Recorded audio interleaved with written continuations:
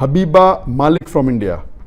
Can you list the name of reliable scholars who you turn to for fiqh issues so that we also turn to them for our fiqh issues? This is a very big question. The answer can go on for hours together. I will try and answer in short, because which scholars do I turn to for my fiqh issues? Scholars are divided into classical scholars, the medieval scholars, the contemporary, the pre-modern, the modern, As far as the beloved Prophet ﷺ said, we look, our Sharia is based on the Quran and Sahih Hadith, on Allah and the guidance of the Prophet ﷺ. And the Prophet said, the best generation is my generation, then the next generation, then the next generation. So after the Prophet, the best are the Sahabas. Then are the Tabain, then are the Tabi Tabain. So when you look for any dalil, number one is Quran, then the life of the Prophet, after that is the Sahaba, then Tabain, then Tabi Tabain. So but naturally the best scholars for fiqh are the Sahabas. Khulafai Rashidin, the Sahabas. Then would be Tabain, then would be Tabi Tabain.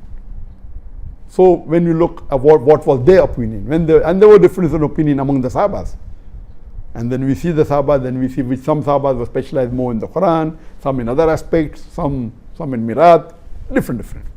So based on that, number one are the Sahabas. Khulafai Rashidin, the Sahabas. After Allah and His Rasul, with the Khulafai Rashidin, then would be the Sahabas. Then Tabain, Tabi Tabain. Then you have the classical scholars that are there. You have the four Imams, Imam Abu Hanifa, Imam Malik, Imam Shafi, Imam Hanbal, Ahmad ibn Hanbal. May Allah have mercy on all of them. There were many Imams, 50, hundreds of Imams were there at that time. But these four, their students, mashallah, were able to spread the teachings more. These four were the top Imams. There were other top Imams also, but maybe the student didn't promote the teaching so much. So these were the top four Imams that we have. And all of them, mashallah, I love them, I respect them, I refer to them. Then we have the Muhaddisin.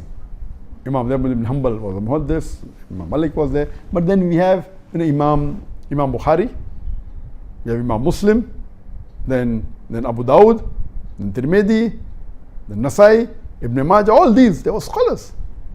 And I look up to them and then I check. Then we have the Mufassirin, Ibn Qasir, then we have Tabari, then we have Qurtubi, and the list is long. Therefore I said the answer is can't give a short answer. So then we have the classicals, then we have Sahaba, then the classical scholars we have, their level is different. Then we have Ibn Hajar, who wrote the Sharah of the Bukhari. Many, then we have you can keep on naming, but these are the ones that I can recollect now. Then we have the medieval scholars, a few centuries later. Then we have Ibn Taymiyyah. Earlier then we have Imam An-Nawawi.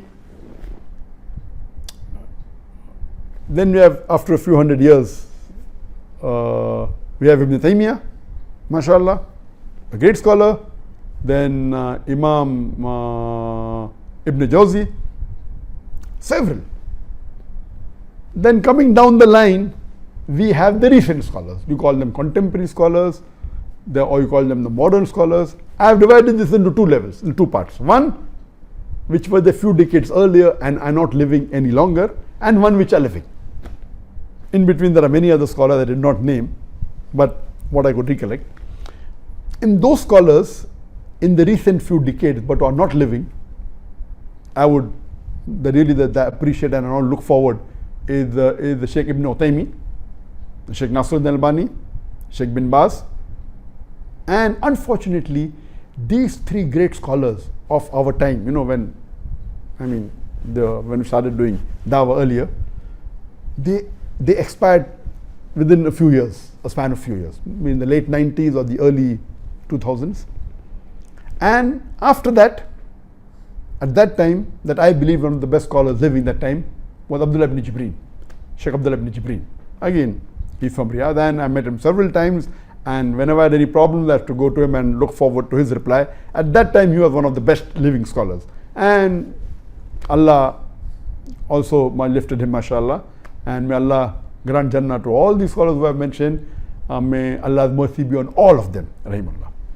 Now that we have among the scholars, really frankly now we have very few handful of scholars who we can really call them scholars. Scholars are many, but we really can, the level of fiqh and the level of intelligence and the way to reply and to analyze. According to me, one of the best scholars today living, or two best scholars, one would be Sheikh Muhammad Hassan Addadu. He's from Mauritania, but since the past few years he's living in Turkey, in Istanbul, and I've been meeting him for several years. Alhamdulillah, the last time I met him was at the KL summit, and before that when I was in Turkey.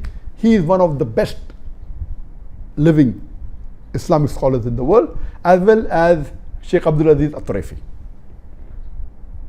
And the other one that I can think of and I can name is Sheikh Muhammad Salim Munajjid. And all these scholars, every year, mashallah, I meet them many times. For the last several years I've been meeting them. Except, now some of them are in custody. So since the last couple of years that they have been in custody, I could not meet some of them. So these that I can think of today are the top scholars I know I refer to. But you have to realize that there are different specialities. For example, there's the speciality of Islamic finance. In Islamic finance previously, I know I used to discuss with Dr. Umar Chapra. He's an Indian, then became a Saudi. And Dr. Siddiqui, he's from India again. And they were very well learned in Islamic finance. And the one that I gained the maximum knowledge as far as Islamic finance is concerned is Dr. Hamid Hassan. He's an Egyptian, he's yet alive, but very old, may Allah give him health.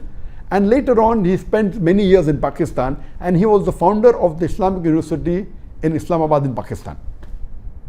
And he was the one who made the university. He was the rector for many years. I think he spent 19 years there, if I'm not mistaken. Then he shifted to Dubai, and he is, mashallah, according to me, the father of Islamic banking. He was the chairman of more than 20 Islamic banks. He has converted many conventional banks to Islamic bank. And the maximum knowledge that I gained when I sat with him for hours together, we also invited him to Bombay for the Islamic Peace Conference, I think in 2007 or 2009, I don't remember. So in terms of Islamic finance knowledge, one of the best scholars today living is Dr. Hamid Hussain Hassan. And the other one is Mufti Taqi Usmani.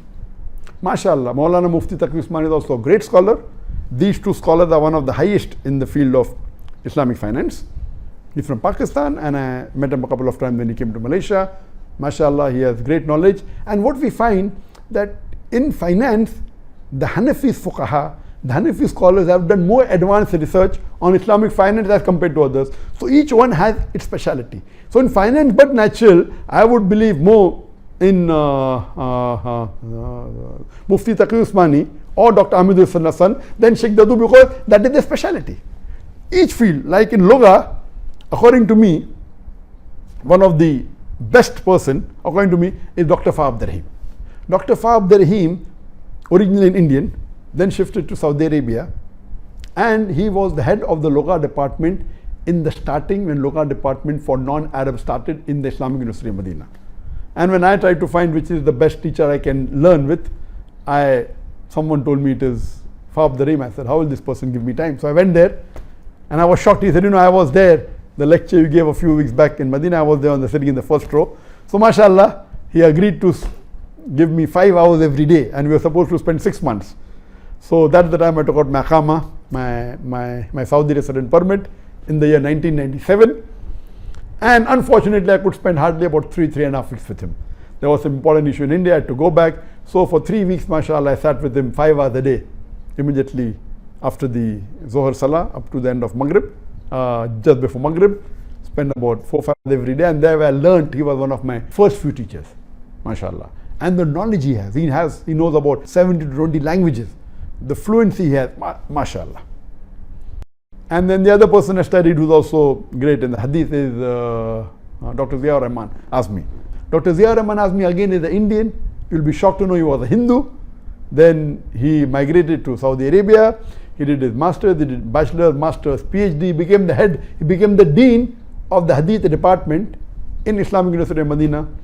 And I used to sit with him twice a week. And my basis of hadith, I learned from him, mashallah.